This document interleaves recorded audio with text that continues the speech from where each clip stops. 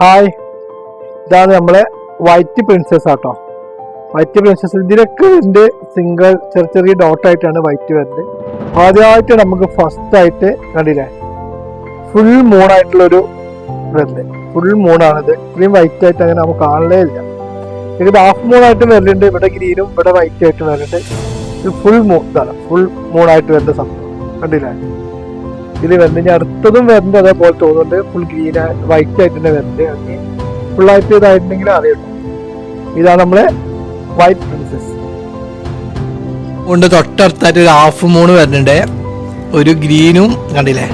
ഇതിൻ്റെ half ഗ്രീനാണ്, half വൈറ്റും ആയിട്ടും 2 ദിവസം കൊണ്ട് വിരിഞ്ഞു വരും കണ്ടില്ലേ. ഫുള്ളായിട്ട് ഒരു ഫുൾ മൂണും ഒരു ഹാഫ് മൂണുമാണ് നമുക്ക് ഇപ്രാവശ്യം വരുന്നത്.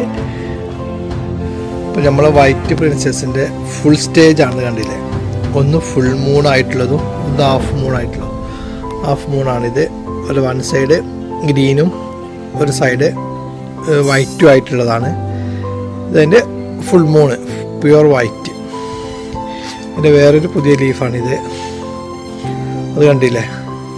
അതുപോലെ തന്നെ ഞാൻ അടുത്ത് വരുന്ന ലീഫാണ്. അത് കണ്ടിട്ട് ഫുൾ ഗ്രീൻ ആയിട്ടുള്ളൊരു പ്ലാന്റ് പോയി ഇതുപോലത്തെ ഒരു ലീഫാവാനാണ് സാധ്യത. ഇതാണ് നമ്മളെ ന്യൂ വൈറ്റ് പ്രിൻസസ്. ഇതാണ് നമ്മളെ ഫൈനൽ സ്റ്റേജ് കേട്ടോ. ഹാഫ് മൂണും ഫുൾ മൂണും ആയിട്ട് കണ്ട് അപൂർവമായിരിക്കും ഇങ്ങനെ കാണുന്നത്, രണ്ടും ഒരുമിച്ച് തൊട്ടടുത്തായിട്ട്.